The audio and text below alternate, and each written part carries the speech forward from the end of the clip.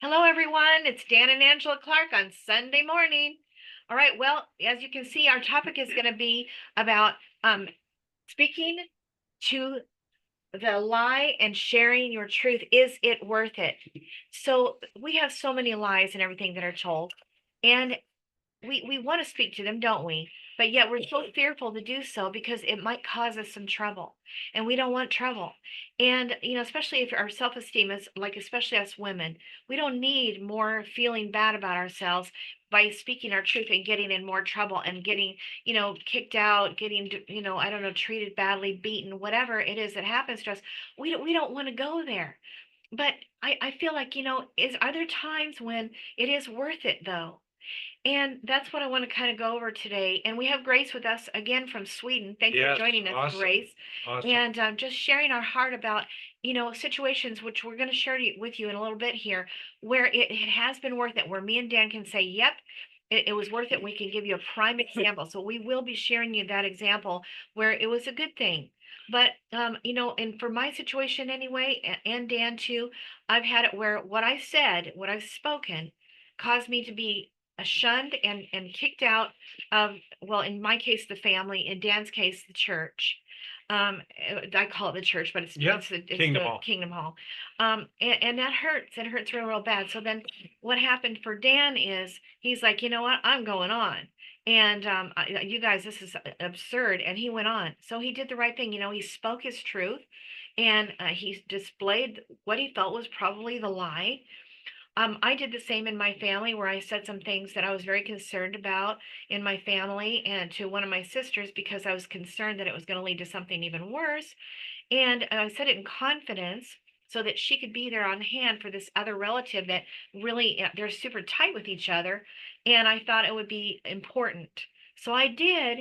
And what happened was she went around and told everybody in the family what I had said. And then I was ostracized. And from there, it Blackballed. just went downhill until the point now where I'm totally blackballed, continuing because I've now said more things than just that on a bunch of programs, so I'm shunned.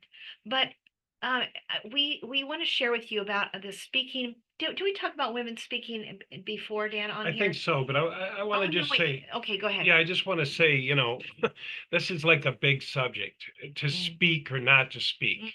mm, I just want to say, you might have been standing there in a parade. Just picture yourself standing in a parade and Hitler's going by in a parade.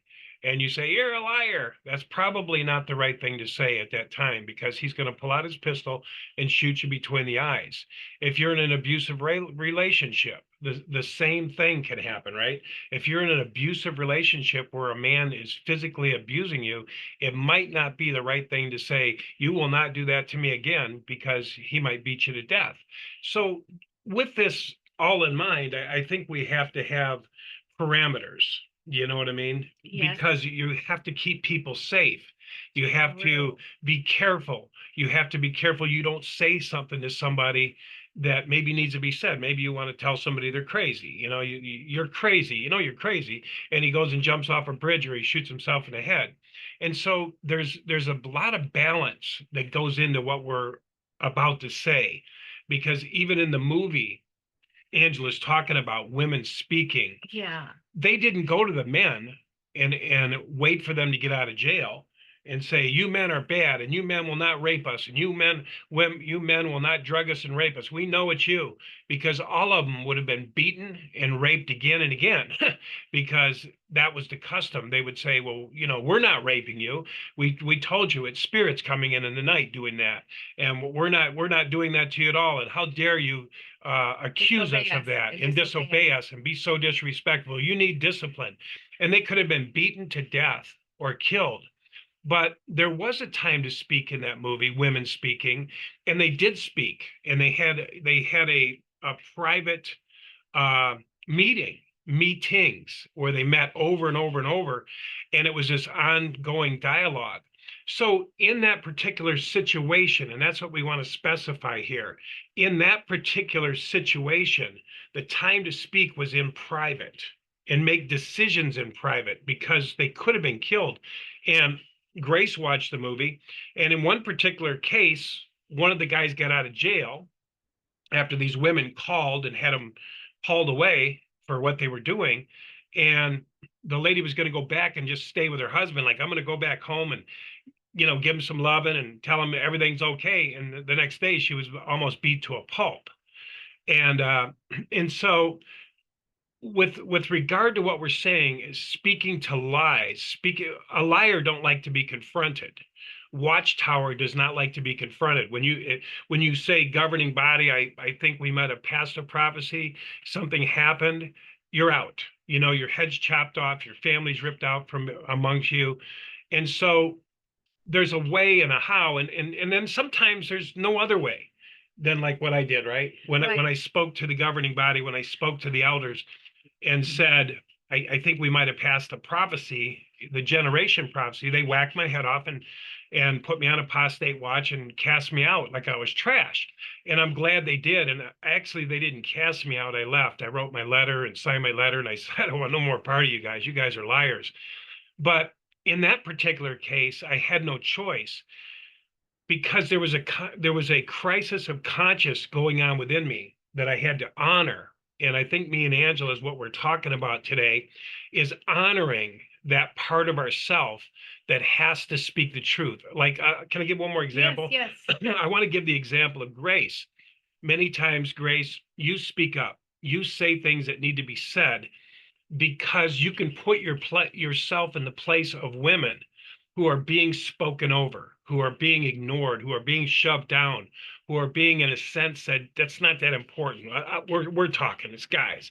And so I love that you stand up and do that. And that is the time to do it.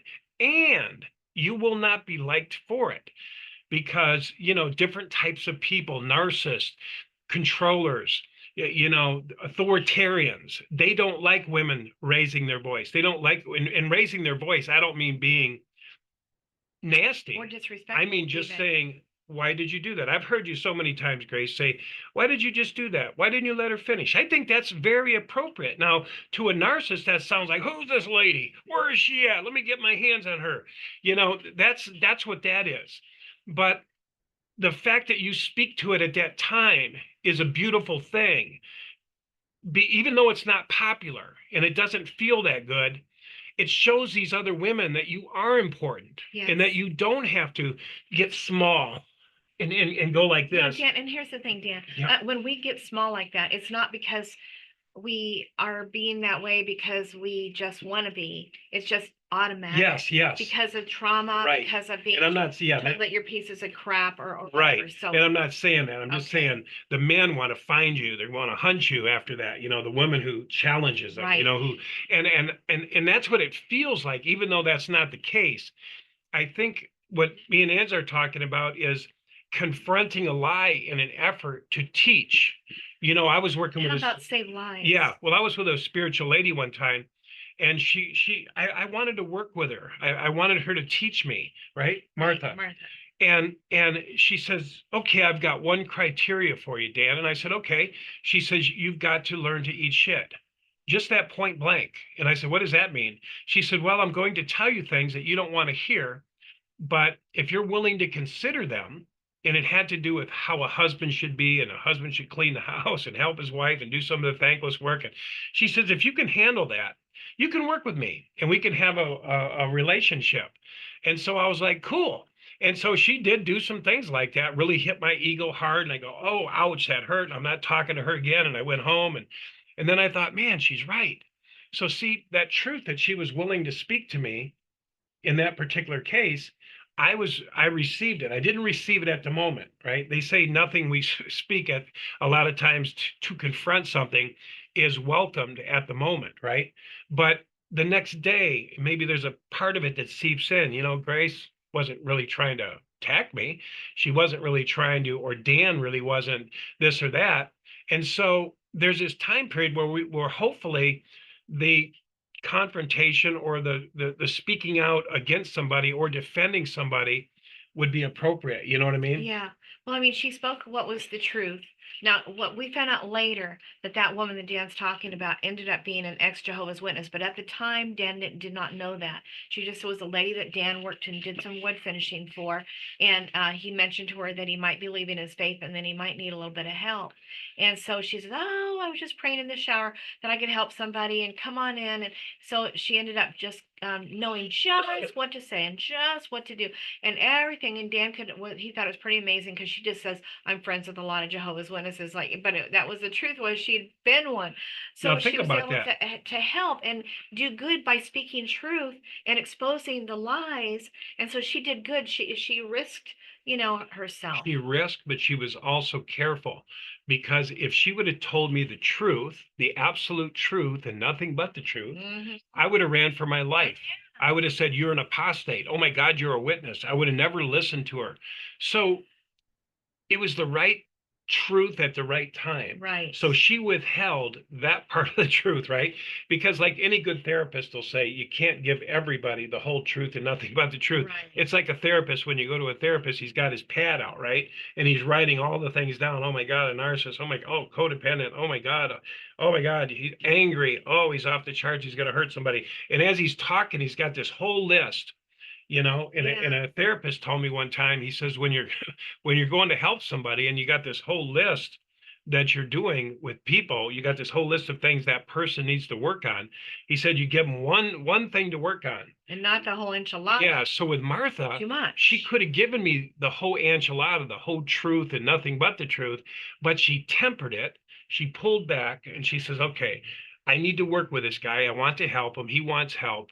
So I'll give him increments of truth. I'll give him little bite-sized pieces of truth. Do you know those men up top? Do you think they have special authority and special this? And I'd be like, no, we're all Jehovah's Witnesses. We're all on equal ground. She said, well, they don't get cars and insurance and this and that. Maybe, and on and on. If the governing body told you to wear brown, would you wear brown? No. Well, if the governing body told you to wear brown, would you wear brown? Yes. So she gave me these increments of truth. So in this discussion, what we're talking about, I think that's what we have to consider when we're talking about giving truth, Yes, like you I do think with too. your dad and So stuff. let's just Right. say Michael Moore. We've talked about Michael Moore. Grace, butt in any time. Yeah. I mean, literally butt in. But Michael Moore was the guy we had him on a show on the Six Screens of the Watchtower, run by Rick Farron. And this guy was just pouring out his heart how that he had chosen to speak to what was wrong, speak to the lies, speak to Pedophilia. how women should be being taught. And he didn't like what he was seeing going on in the way that women were being treated in these backroom meetings in the night. And in the end, what happened was they were so mad at him for beginning to speak to them about these things that they probably have some guilt behind it all anyway about it, but he spoke to it for the first time. Maybe no one's ever spoken to these men and how they deal with women and people in the back room at night, into the night. I've heard these stories over and over and over again, and just taunting them and humiliating them. And so he said, "Guys, what are we doing? What are we doing?" And he lost his life.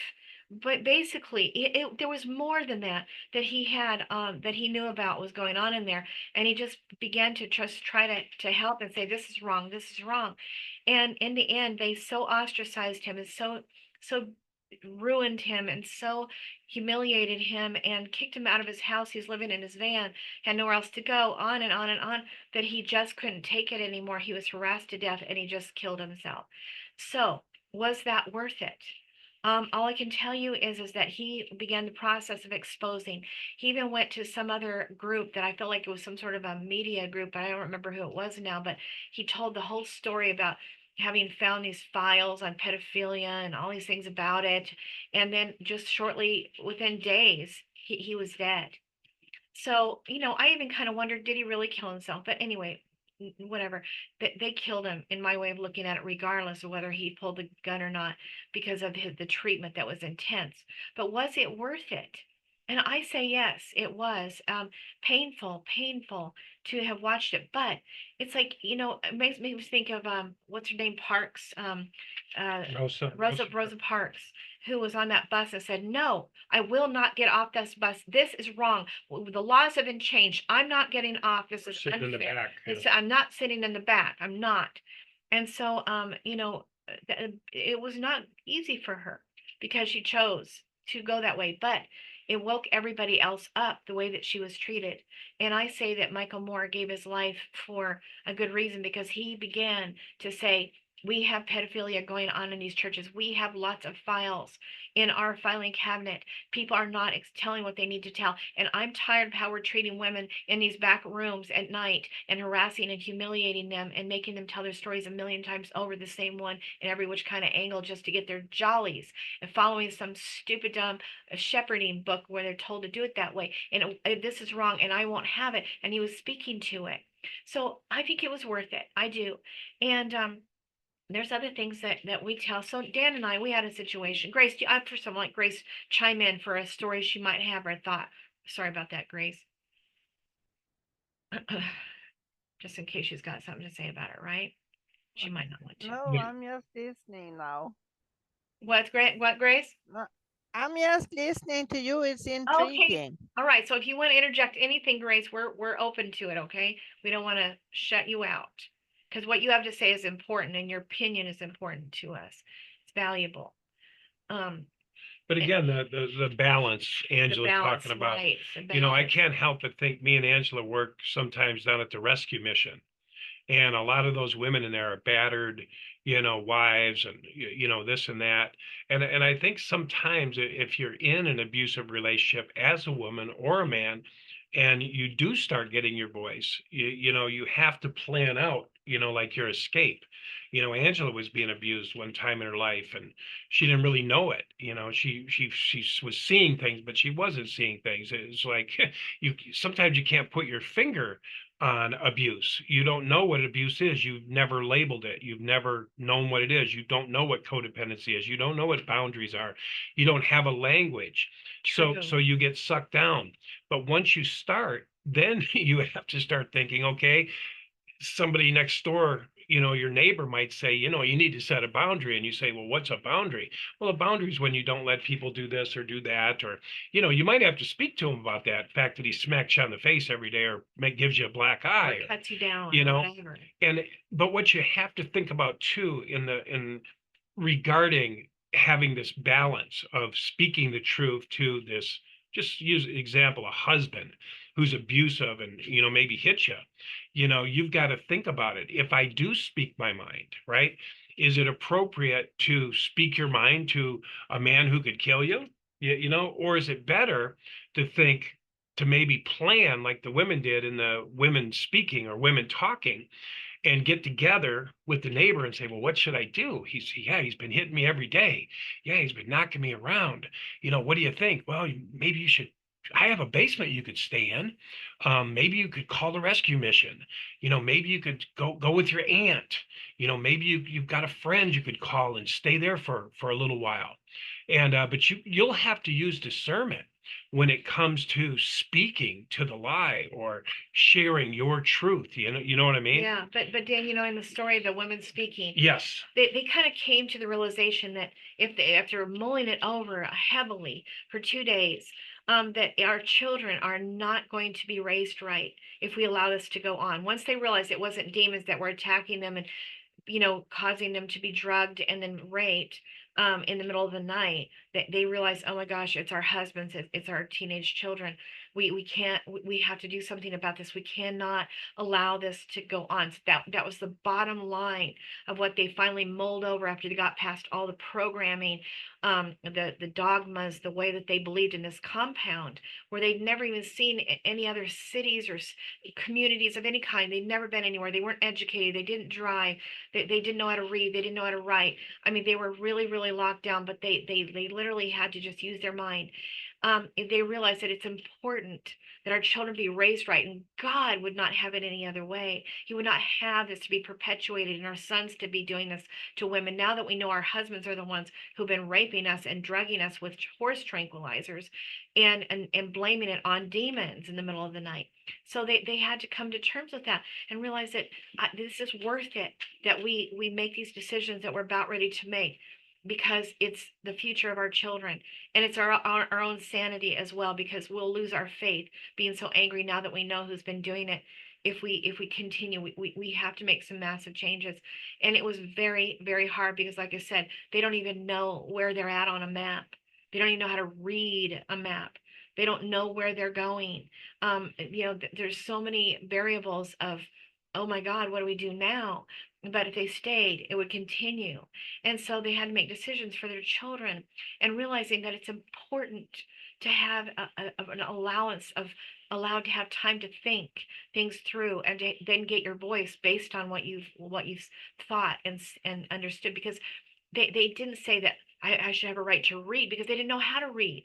So what their thought was, we should be allowed to think and have time. So they were so traumatized every day by these incidences that happened every night, that they couldn't think straight or think it through. It was just trauma after trauma, day after day.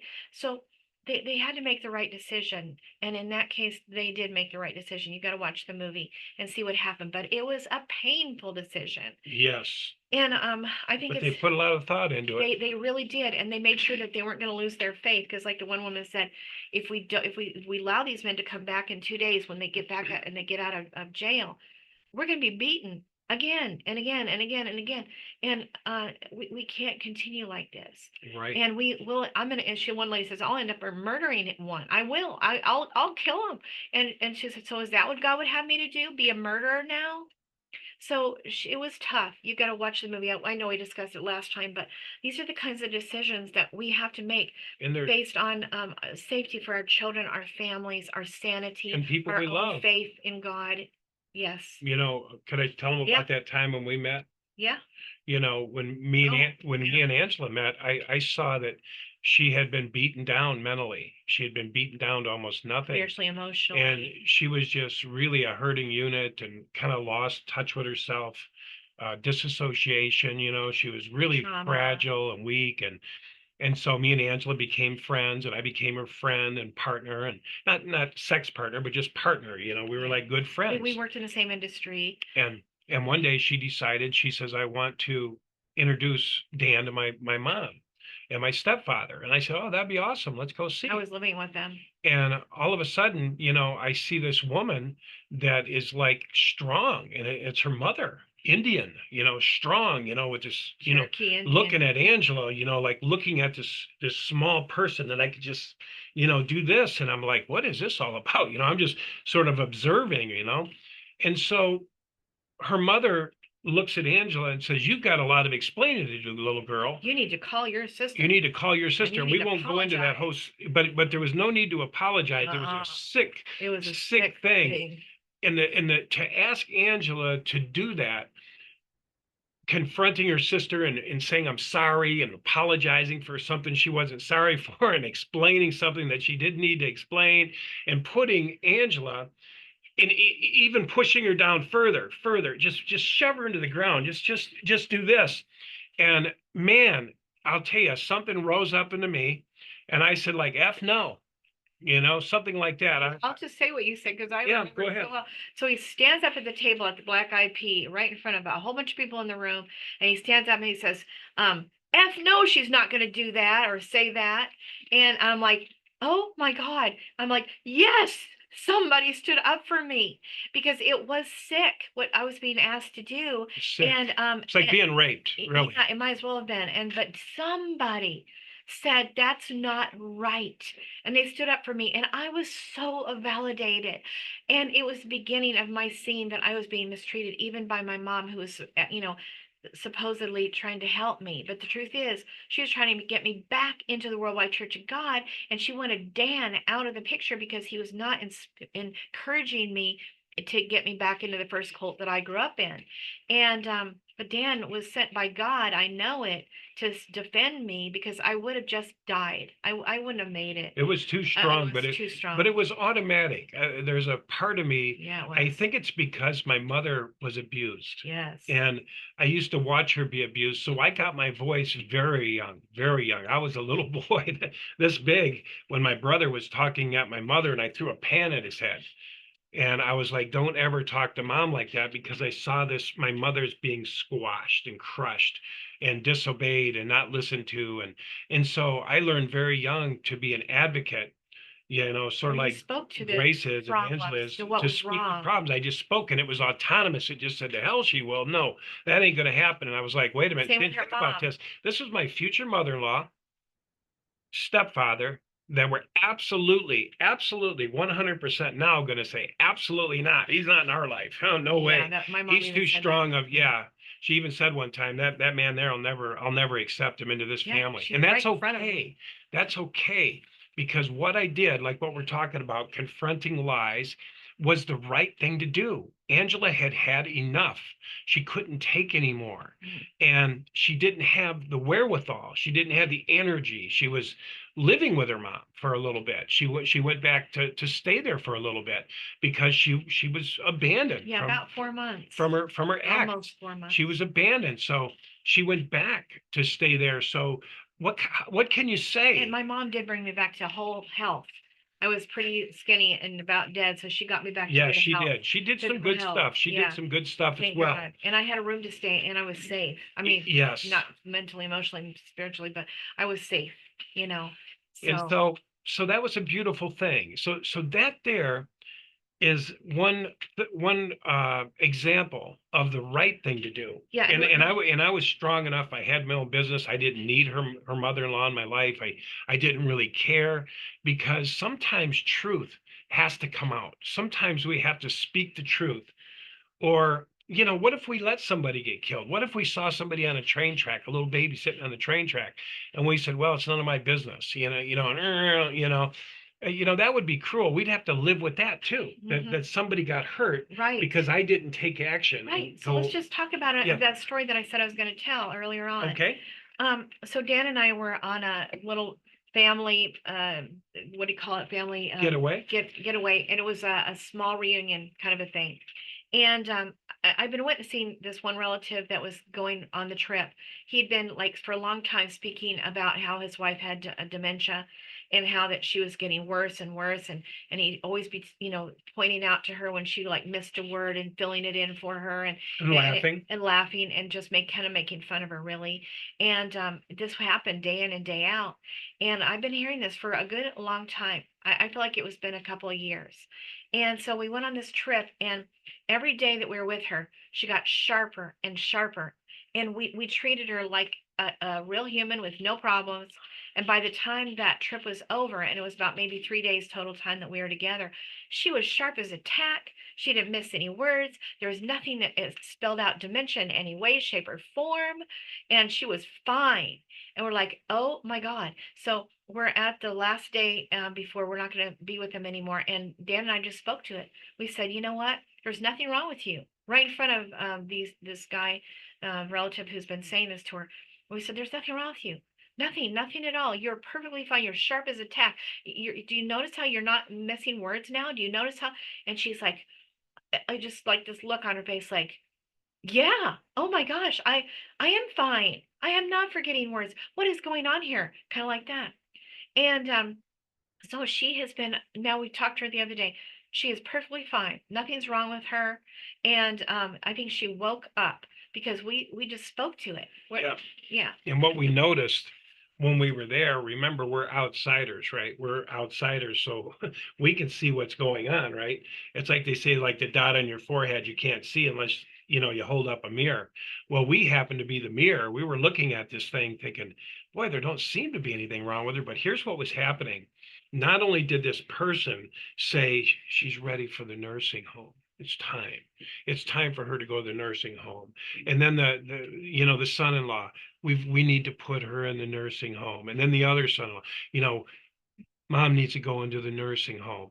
And we're going, how come every time we visit, she seems normal? She doesn't seem to be missing things. She seems to be this or that. But sometimes people with an agenda, for whatever reason, can make you feel. Yeah, you imagine somebody who misses a sentence. You don't say, "My God, you missed a sentence." Woo, woo. Wow, that was weird. Oh my God. Oh geez. Why don't you try saying that Or they again? just fill it in and they're roll their Yeah, they eyes, fill it in and right? say, "I think what she meant to say was amen." But yeah, Or they fill in the word and then they just make fun of you like, okay, yeah. And there you so go again. that's what they were doing. And we're like, Yeah. and here's how I viewed it. I viewed it as cruel. It was cruel. Cruel. Why are you doing this? What is the intention here? What is going on? Why is this happening? I don't like it. And I'm big enough to talk about it. And it's the right thing to do. So I told this person to his face, I said, "Why are you doing that to her?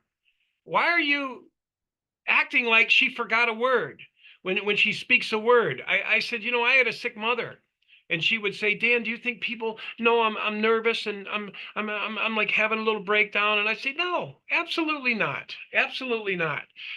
But her imagination. And if I'd have said, "Well, Mom, actually they do," and I encouraged it, she would have went like this. And so the same thing happened. So I told this guy, I said, can I do, why are you doing this? Why are you drawing attention to the fact that she can't put her sentences together? Why are you in a way mocking? Don't do that. Don't do that. That's not cool. Something like that. Yeah, because we said that, when someone's like being told that they're good for nothing slaves, for example, they're going to turn out like good for nothing because you're told that every Yeah. single day, right?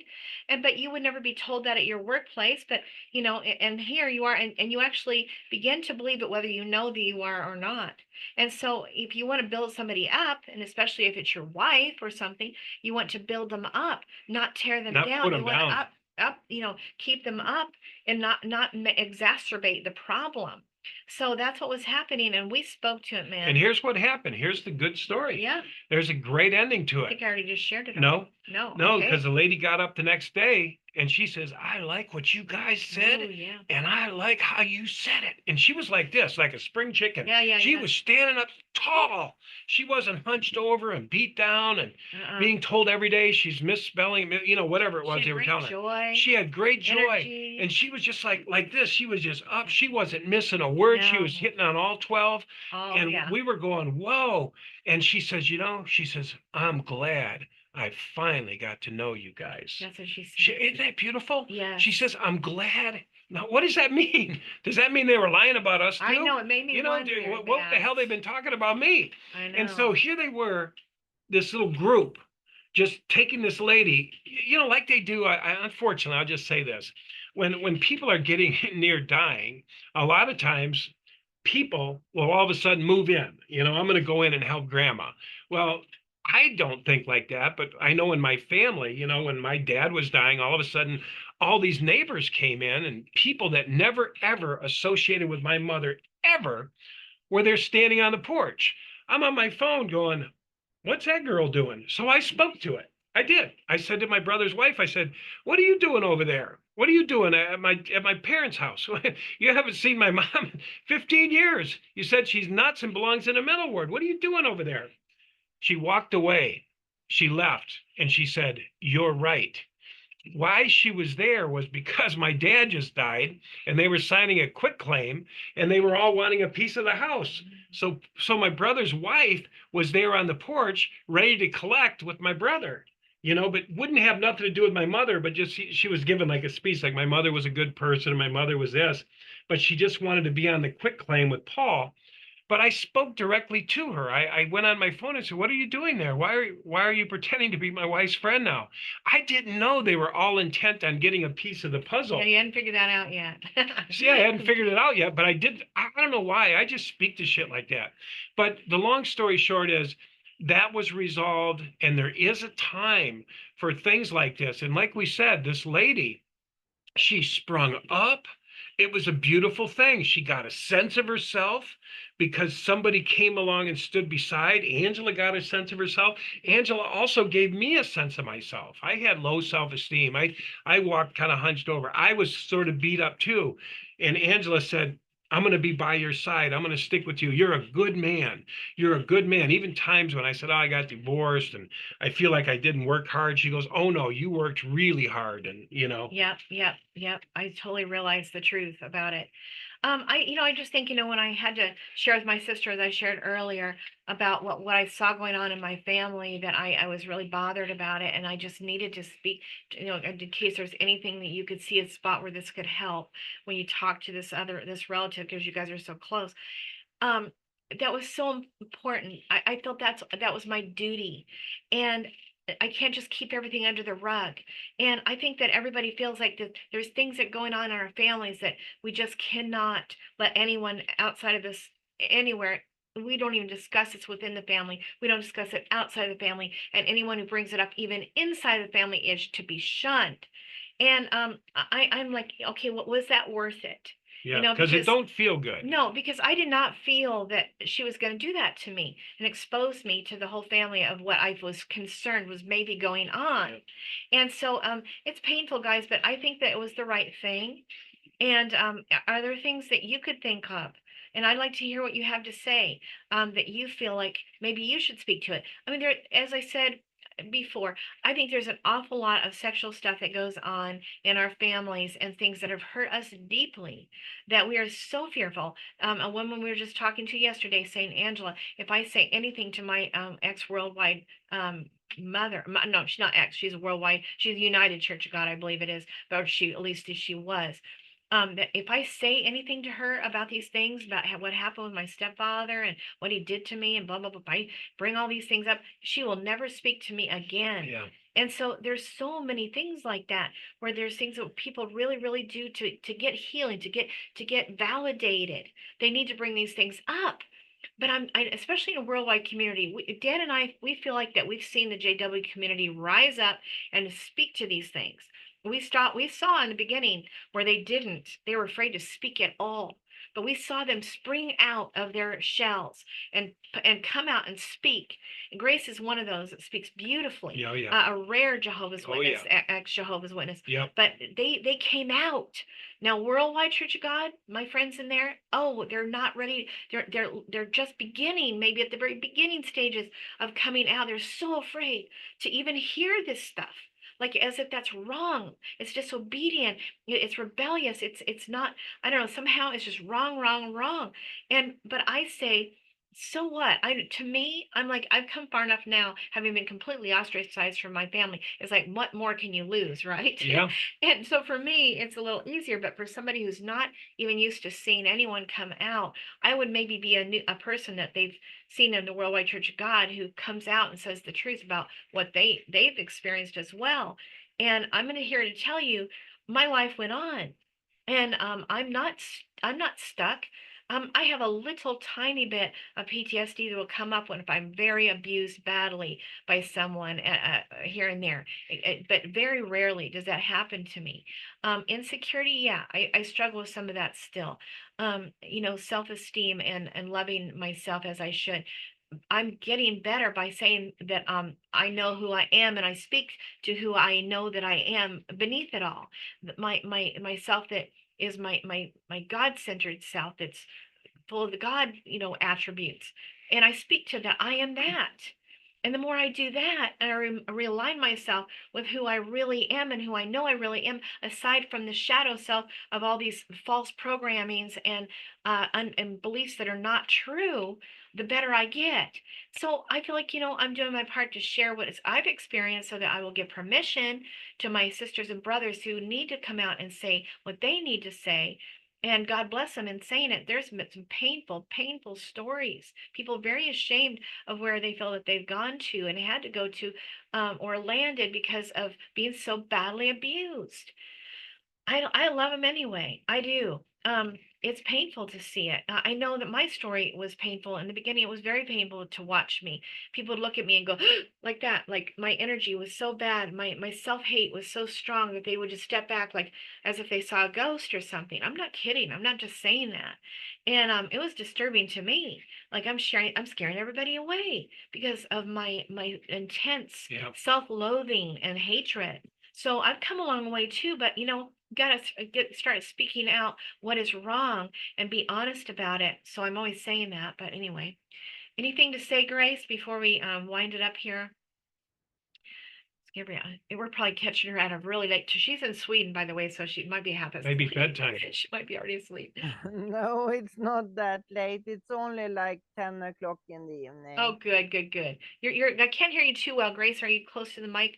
Oh, it's we 10 go. o'clock in the evening. Gotcha. Can you hear me Yeah, now? yeah, I can hear you now. Yep.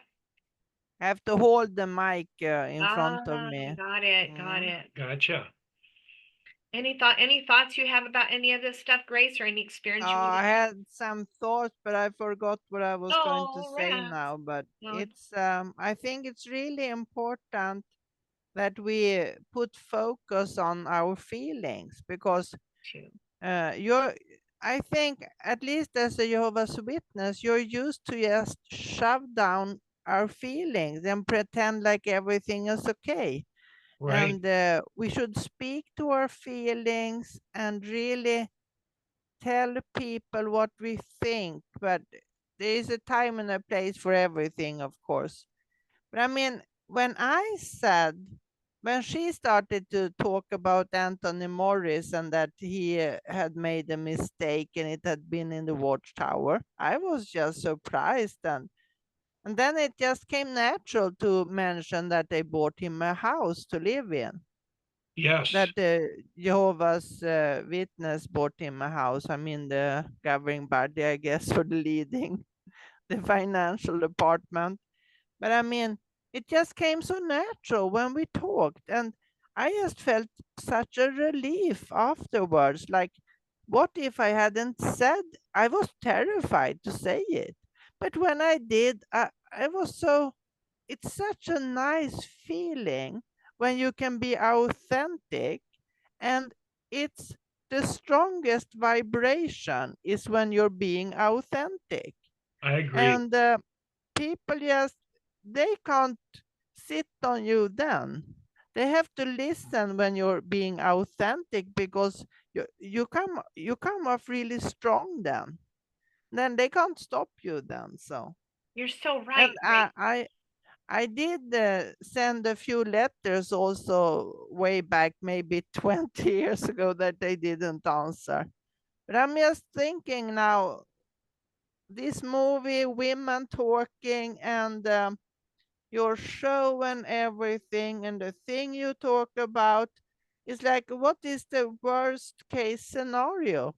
That they will tell me, oh, you're an apostate, you can't come to Kingdom Hall anymore. I mean, there are other churches in my city that I can go to. So, That's and I have right. other things to do. I have other friends to meet in real life. I don't need to go there. It's not like I'm totally dependent on them. So, That's I right. mean, if it happens, it happens. So, I guess I should have gotten a new email address if I had been clever, but I don't really care. If they find me, they will find me, and I have my solution. What I'm going to blame. So, That's right. That's That's right. right. I love it. That's right, I Grace. love and you teach me what I can blame them. So it's not the problem. That's right. But like Love you it. say, it doesn't feel good, Grace, when you sit on your thumbs or you walk away. It feels horrible when you walk away from a situation that you could have put a voice to, like you did with Tony Morris. Like, before you feel so sad, he's never said he's sorry. He's never done this. He's been bought a home. He's in hiding. He's not come clean. He's not really changed. He just did what he did, and I think that's what you were referring to. But I love it that you said that. I love it that you said that. I heard that too on there where everybody was defending him and let's be loving, let's be kind. And me and Angela have had this talk before. What is love? Is love just going, "Oh, it's okay. It's fine." Is that really love? We were in New Thought churches too, me and Angela, where we were shunned by them because we had an opinion. In fact, a lot of New Thought people didn't like me because I had this advocate, channel. What are they, is that what it's called? Advocate?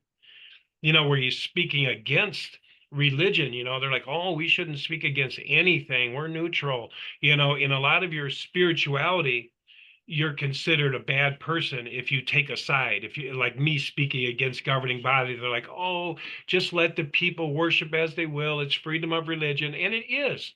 But I can speak to the falsehood of it. I can speak to Or the the abuse of hypocrisy of it. it or the abuse of it. Uh-huh. But I've been shunned in spiritual communities and never really allowed to speak in certain spiritual communities because I've put a voice of advocacy to the falsehood Or the abuse. or the abuse of Watchtower. So it's not only in Watchtower, it's in a lot of places. Oh, Don't yes. stand against anything.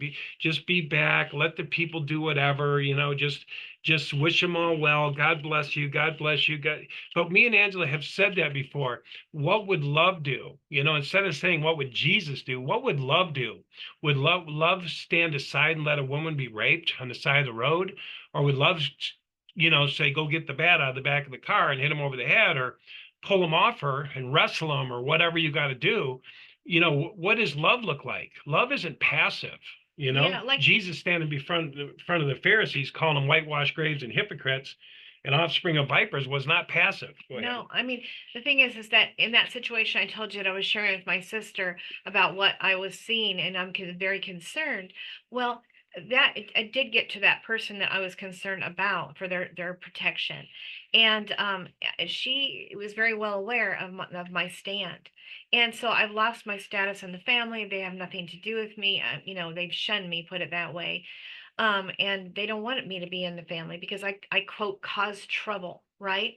But what will that do in the long run to that person that I was trying to help, to stand up for, to speak to what I'm concerned is possibly happening, and that person may in years to come realize that that was the right thing that I did, and that I gave up my whole reputation in my family by standing up for what was important to me. Even though that was not what I was originally trying to do, I was just trying to bring voice to it, though, for protection, for many reasons besides just that. There was a couple people involved that were going to be hurt if I didn't say anything at all, and I felt it was important. So that in the future may come up and save lives. I'm like, anything that we do to speak up to something that's wrong, we may not see the immediate results of it. We may see, a lot of loss for a long time because of having made that stand and that choice. But it's a choice that we have to make, and I feel like it's the right one. I thought of a whole bunches of examples where it was the right thing to do, but we won't see the results of it for possibly a long, long time. We might lose a thing because of it, but I still feel like it was the right thing to do. And so we just have to follow our heart and maybe not be uh, afraid to say what we need to say. If it's the right thing to do, it's the right thing to do. And I wanted to point out something too, is that sometimes when we see things going on in the moment and we don't speak to it, I'm just going to say that, a lot of times that's because that we don't, we have to process it because we're not used to thinking things through yet. So what we'll do is we'll see the situation and we'll leave and get in our car and start driving home, and all of a sudden it's like, oh, I should have said this. I should have said that. I should have seen this. I should have seen that. And it all starts coming to you after the fact. And as you well maybe know, that's not the time to bring it up, is after the fact. It needed to have been in the moment. But I say, don't feel bad about it. Just know that in time, your brain will begin to think sharper and sharper and sharper, and you'll be in the moment. But in the beginning stages, you have to have the practice of processing, and our processor will get faster and faster and faster as time goes on, and we'll think things through in the moment. But in being in cults, that's not how it is in the beginning. You just simply have to know that you're going to have to process it, and then eventually know that you'll be quicker at being in the moment and speaking to what is important to speak to at that moment, because later again is not the right time. Most of the time it's not a time to do that. So I didn't know that before, but Dan taught me that, and I'm really grateful to understand that. So anyway, we're in a process. Yeah, and it all takes time. Yeah, Rome wasn't built in a day. Nope. So we're not built. Our inner temples are standing for truth. Yeah, eventually it will just be we stand for truth. It doesn't matter. Yeah. The true religion, I believe, is truth. that Yes. will stand in our truth and stand for truth and stand up for truth Yeah. as best we know it. And Exactly. so that's where we feel that we're headed. And it's a beautiful thing, like you said, when we do stand for truth and we do see results. You know what I mean? Like Yeah. you were talking about, and we're talking about with your And seeing the relatives governing body of the ex-Jehovah's Witnesses getting their voices. and getting out of Yeah. there And they're and getting out of there Yeah. because we're willing to speak up. right. We're helping Somebody's gotta people do whether it. we know it or not. Right. When we're speaking, people are listening. And so it's a beautiful thing. And we're validating them. And we're So validating them. yeah. So anyway, you guys, we need to stop right at the hour point. Grace, do you have any final thoughts or anything, or are you good? No, I was just thinking of when I brought up that somebody called me a man hater and nobody could understand who is this Grace, and they didn't understand because they didn't know any Grace who was a man hater. And when I brought it up, then I was called like other bad things. Then I was getting attacked again because I wasn't allowed to bring it up. I mean, what's that? I And have to be able to, when I get beaten up, I have to be able to address it. there you go. I mean, it's Absolutely. completely insane if I can't even bring it up. I mean, It is. and no woman, like, they write it in the chat, but I know, but they write like, if Grace is going to lead the show, I'm leaving. Oh, brother. And those are the kind of remarks they would never say to a man, no matter how bad of a leader he was on the show. No. Nobody would say that to a man. It's No. because I'm a woman. They are treating me like, no, I don't want to say the word, but you know what I mean. Like a I do. sister in the Kingdom Hall.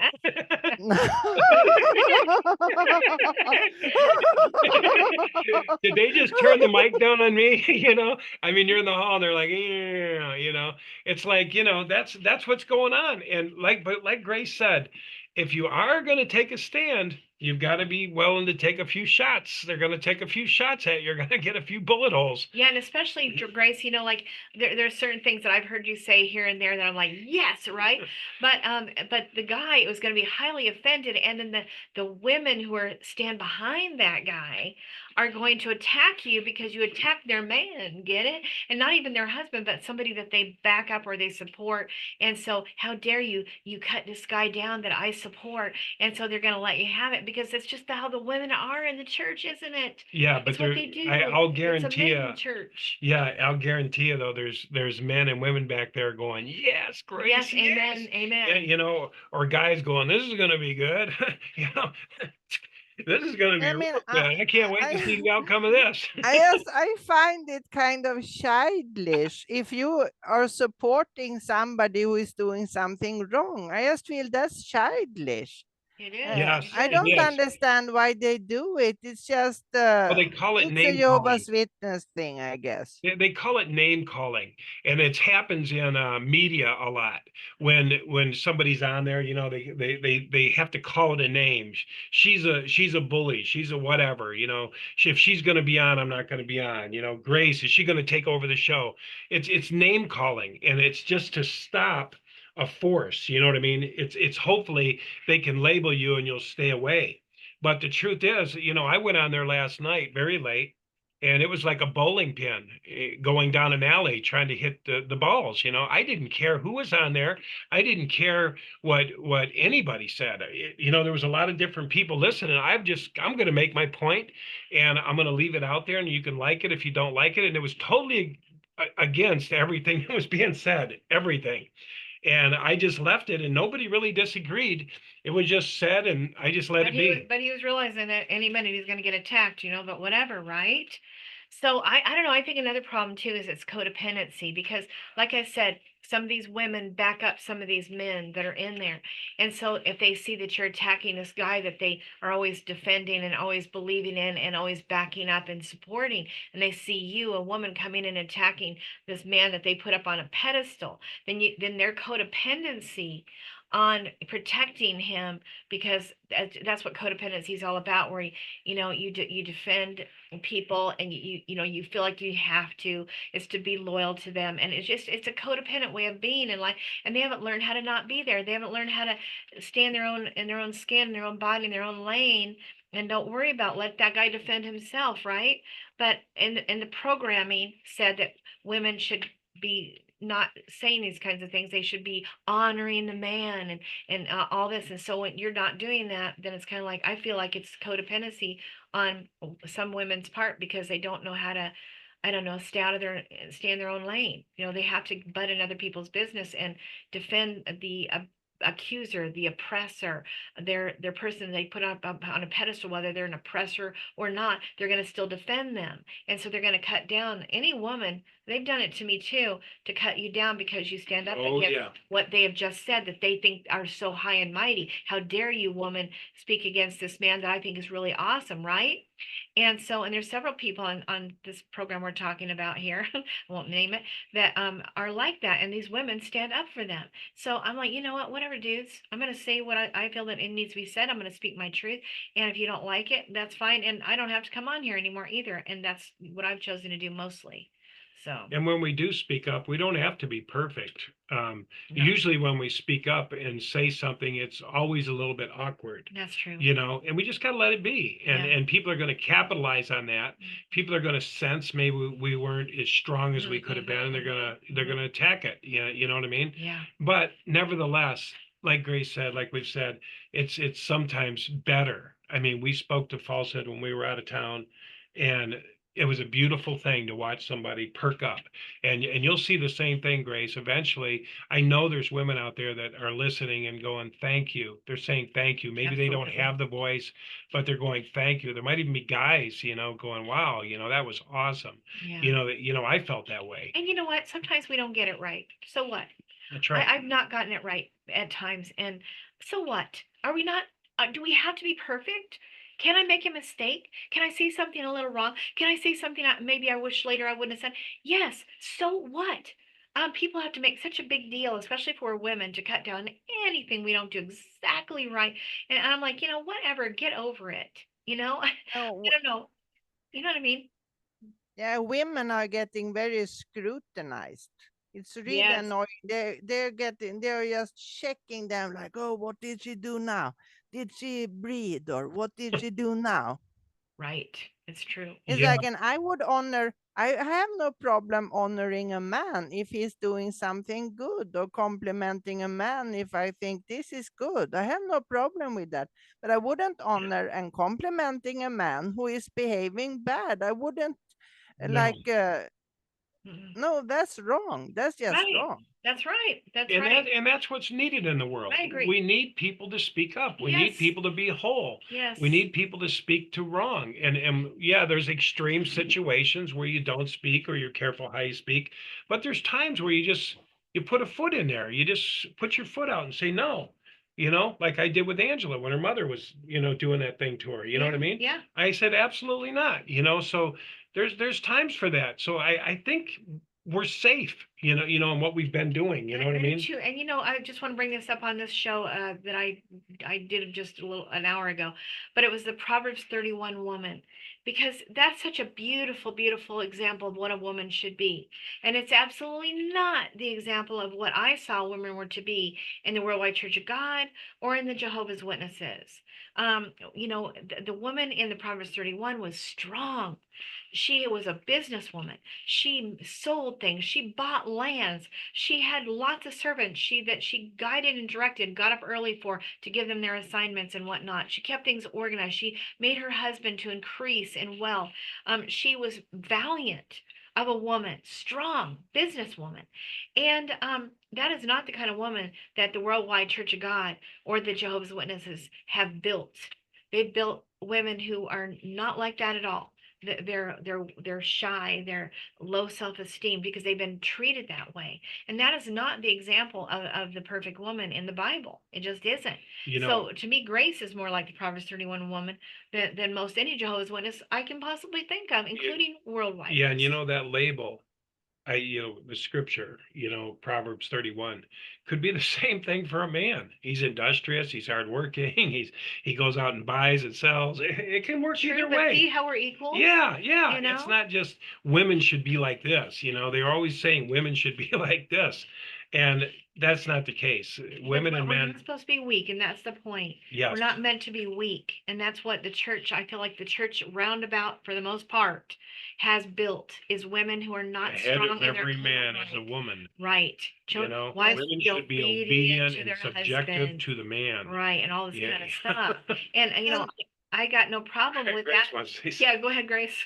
and then they say, Grace, she comes in and she takes over my show. But I mean, Oh, I yeah, don't feel that he's the owner. The owner of the channel is the one who is paying for the channel, I feel, and not right. Right. just somebody who is a host or That's something. right. That's I right. mean, sometimes if a woman hosts the show, then the people who call in are more allowed to talk.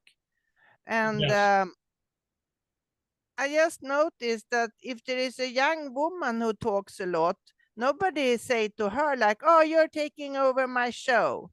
And if there is a man who talks a lot, nobody say, "Oh, you're taking over my show." It's only when Grace is talking, then it's like, "Oh, Grace is taking over my show."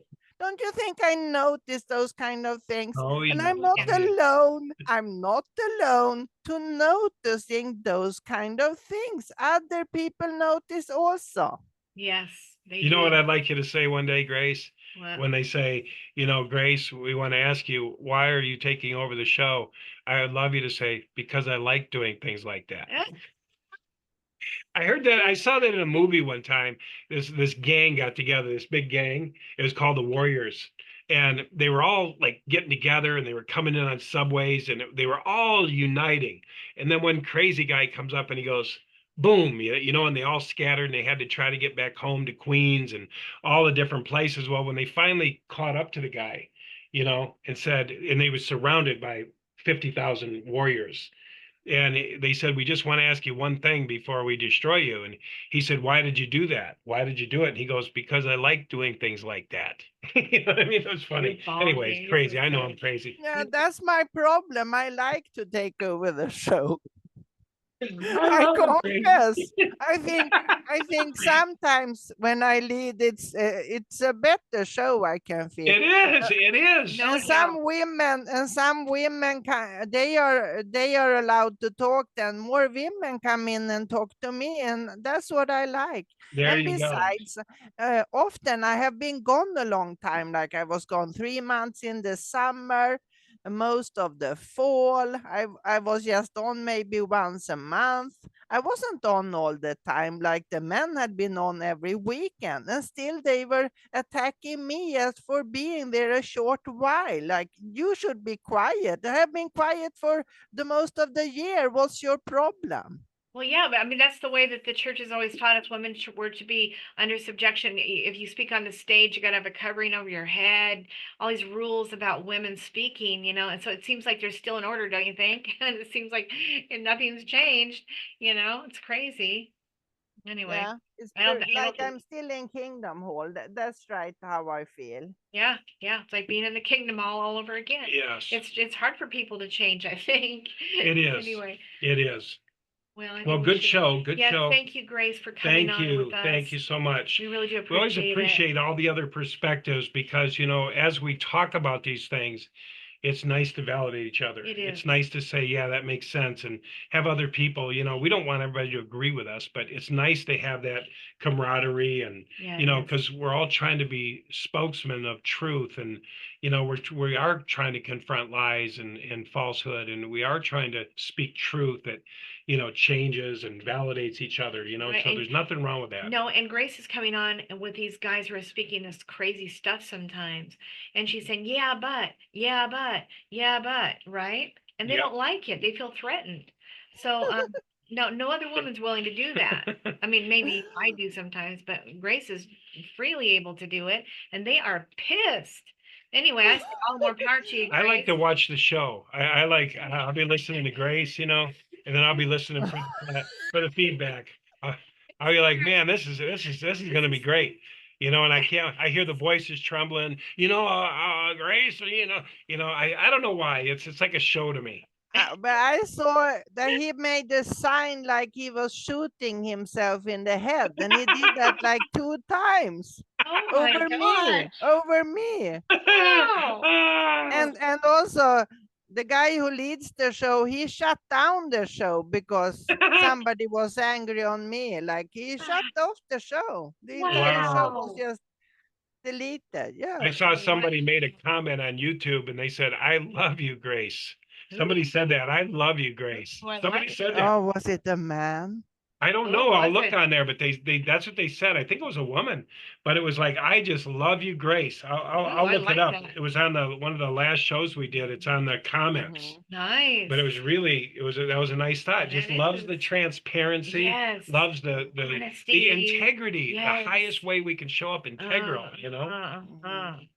Yeah. Well, I have to try to be nice also, so because I'm Well, getting recorded. So, but anyway, I wanted to say about Angela that I notice you do a lot of research before the shows, and She it does. must take a lot of time for you. And I really appreciate your work, and you're always on you're just on the topic, and it's so good research you're doing, and Thank you, you're Grace. I think you're talking good English, so even a you. foreigner like me from Sweden can understand you. And this is really important, and I don't think people realize how important it is, because Jehovah's Witness is an international organization. And if we're going to help people, how can we do that if you can't hear what they are saying? And some Right. people, they don't articulate. You can't understand them when they're talking English even. And it's just horrible. But you, Angela, your English is so good. Thank Hooray you. for Thank you. Angela. Yes, Thank you, yes, Grace. all You're a right. sweetheart. You're a sweetheart. Yes, it Thank is. you very much Thank for that you, Grace. compliment. You're a very sweet person. Thank you. Well, we've enjoyed this time, Grace, and Yes. thank you for your time. It's very valuable. I Yes. appreciate your patience Great with us show. today. Yeah. So you All still have a right. new banner. Yep, All right. we put up a new banner so it wasn't glitching like Yeah, that, yeah. doing that little glitching. We made it a little different color so it wouldn't reflect as much. Yeah. So But Grace, thank you as Thank you. always for showing up Mhm. and coming on, and we always appreciate your Yes, we perspective. do. It's always really great and it fits right in and it's beautiful. Beautiful. So thank you. Thank you, Grace. All right. Sleep well in Sweden. Sweet dreams. Bye bye. Bye bye. Bye-bye.